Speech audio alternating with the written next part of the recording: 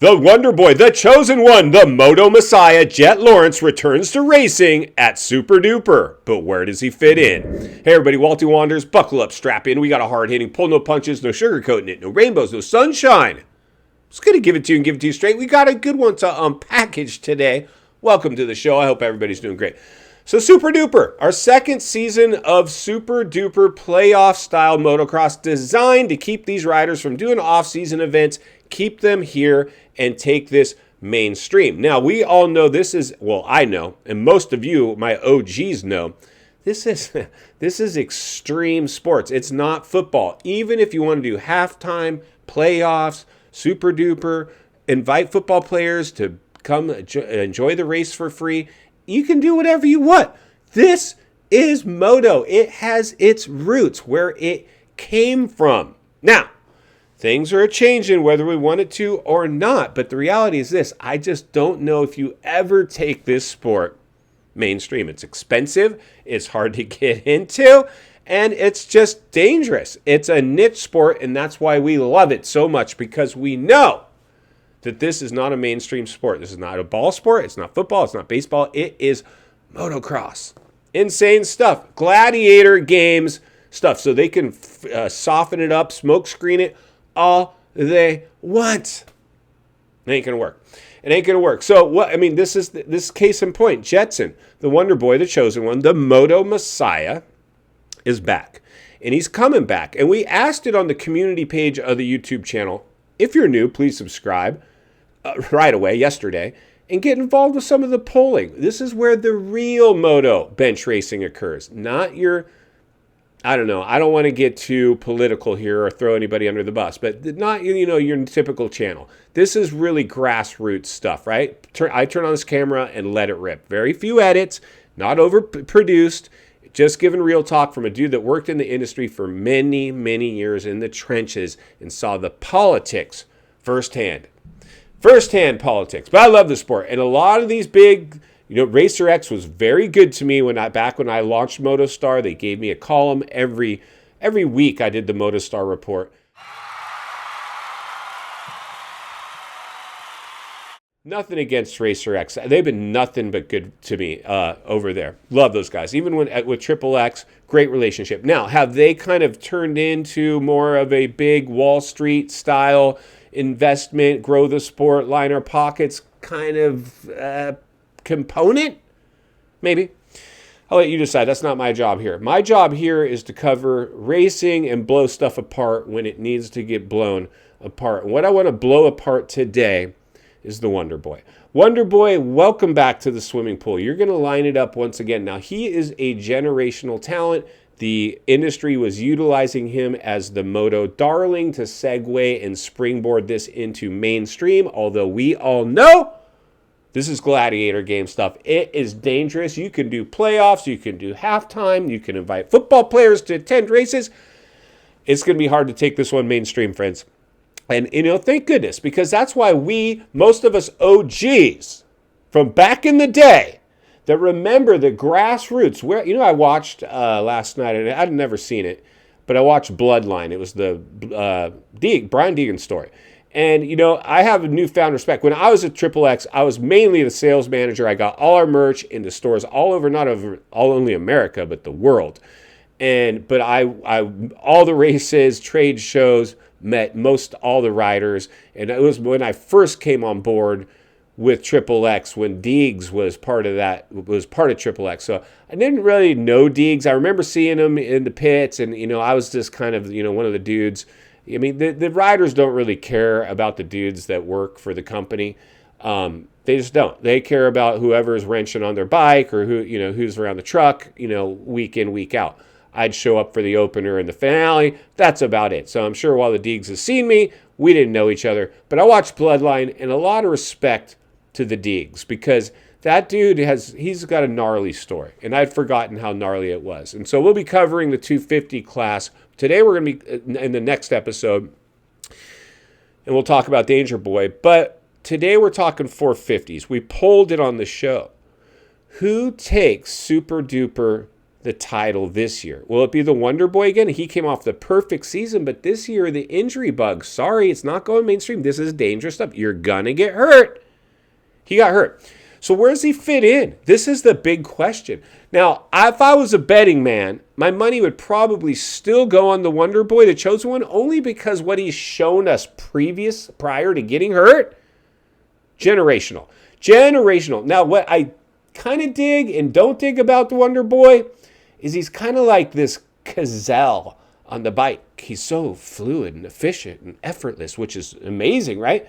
Well, I like the Ricky Checkers or Wreckers, the Bubba Scrub, the McGrath Knacks. Like, that's the stuff I love. This dude's too good. He's just too good. There's no flash in him. He just beats these guys without breaking a sweat. And there's no real swagger there. He was the industry darling. Now, and I called this early, and I think now he's given pushback. He wants to be one of the guys. At first, when it was like, show me the money, he was willing to fit into whatever. Donuts, no problem. Let's do it. Fan Fest, no problem. Let's do it.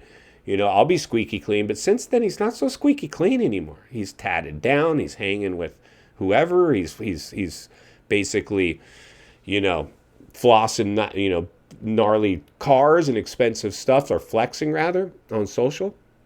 He's doing all that. But the Wonder Boy, where does he fit in? Now, we asked it on the page, on the community page. If you're new, get subscribed, jump over, and participate in the polling. Bring your open face and some tear-offs. Get into the comments. The roost will fly. We asked it. Who's going to win Super Duper? Because is it a slam dunk now for the chosen one? No, it's not a slam dunk. He's coming off an injury. Now, he's still, I would believe, and we're going to find out here in a second, the results, the odds, an odds-on favorite. But, we got to see. My guess is, you know what? Let's go ahead and jump over to some polling, and then I'll save that for when we get back. Then we'll meet back here, wrap it up. Let's get started. All right, race fans, buckle up, strap in, roll up your windows, lock your doors. When asked on the Wealthy Wanderers community page of the YouTube channel, who's your pick to win the 450cc Super Duper SMX title? Chase, Hunter, Jett, or Eli, or other? 43% of you said Chase Sexton, baby. 1% of you said Hunter Lawrence. 42% said the Wonder Boy, and 12% went with Eli Tomac, with 1% saying someone else. Let's go ahead and take a lap around the comments. First out of the starting gate, Carl Thistle pops the clutch, almost loops it, and says, I give Chase an edge in the first event while Jett's getting back to his normal speed. And there it is there. A pretty safe bet, friend. A pretty safe bet. Let's see who's up next. Charles Winters comes flying by and says, Chase has improved his speed and his confidence as he and his KTM have learned to work together. Jett, coming back from injury, the only guy I know who came back from injury faster than he left was RC. Oh, and there he is there, pulling out some of the old school file books with RC in the house. Not bad, dude, not bad. Let's see who's up next. Next up, Chase 2968 says, Chase can't keep up chasing Jett. And there it is there. Will Chase go back to his falling down ways trying to keep up with the Wonder Boy? A logical observation for sure. Not bad, brother. Not bad at all. Our boy YZ keeps it pinned through the sand section and says, bring it on so we can find out. And there it is there. The $1 million question, the coin toss. Bring it on, brother. Bring it on for sure. Ominous Rooster goes roosting by and says, Tomac, he's primed and ready, warmed up and ready for the podium. Could we see beast mode ride again? Let's hope, brother. Let's hope. Team Flannel Outdoors brings us home with confidence is everything in moto. And Chase has that now. His bike's dialed in. It's going to be fun to watch. And there it is there. You're right, my friend. Chase is coming off some confidence now from his outdoors dominance, but that was missing the chosen one. How's it going to be when the chosen one comes back? Could he be the kryptonite to Chase Sexton? We'll all have to wait and see. Thanks to everybody who participated in the polling and the comments. Make sure you guys jump in and read the rest. There are some real barn burners, but make sure we bring some tear-offs because the roost tends to fly. Let's jump back to the studio and wrap this one up. All right, friends, welcome back, and there you go. So it's basically Chase Sexton and the Wonder Boy neck and neck. A coin toss. Who's going to win? Chase, the chosen one? It's a coin toss, man. This is a toughie. Now, round one coming up is going to be very revealing. My guess is, and this was what I was about to allude to prior to cutting away to the polling, and thank you to everybody who participates in it. Like I said, if you're new, jump over there and get involved. You never know when your comments might make the show. I was alluding to, I don't know if he's going to win. It wouldn't surprise me if he wins round one. Chase has got clearly a bunch of momentum and confidence, right? I mean, that's what confidence will do for you. And I think Chase has always believed that he can beat Jetson, but I believe he still was fighting bike setup. I think he's pretty much gotten that done now. Now, if he starts getting owned, which he very well could, by the chosen one, there could be friction over at the truck again because he's going to blame the bike. But the reality is this. He's going to have to push it a little bit harder when the chosen one comes back. Now, on the polling, we only had 4 riders to choose from and then other. Like Kickstart could have been on there. Cooper Webb could have been on there. Ando could have been on there. Bunch of dudes could have been on there. But we went with Chase. He's the obvious one. Chosen one. Hunter, of course. You got to put him up there. And Eli. I think these are really the big 4 for me coming into this. Kickstart and Cooper. I mean, they're right there. They could have easily replaced maybe Eli. Not easily, but they could have. But this is it, man. This is really where we're at now. So I believe this first playoff is going to be very revealing. And we got to see at some point playoffs, and I hate to say it, it's going to claim a rider or two. Because this is a hard track to do setup for. Like Daytona is probably the closest track that we have to Super Duper, a hybrid Supercross track. But with Daytona, same thing. It's almost more outdoorsy with just some Supercross hits. This one's kind of different in the sense it's like this. It's a pretty much 50-50 outdoors and Supercross. So finding the sweet spot with your setup is going to be tricky. In the first round, I mean, these guys are building replica tracks, so they should have their settings pretty much where they need them to be. But until they get in there and do practice and qualifying, there's going to be more setup. It's going to be interesting to see how this shakes out. In final thoughts, I come to you as a friend, as a content creator, as a moto guy. I want to see you not only win on the track, off the track. Understand the waters you're swimming in now.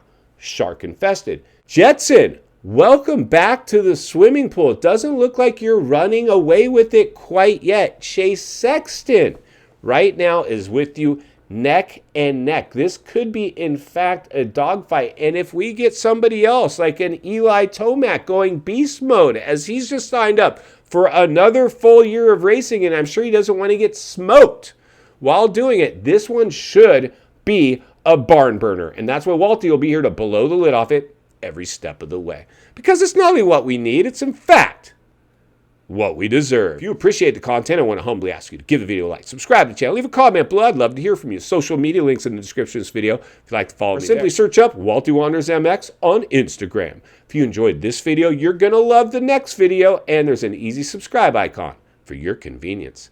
As always, thank you for your time. Don't go over the bars. God bless, and I'll see you on the next video.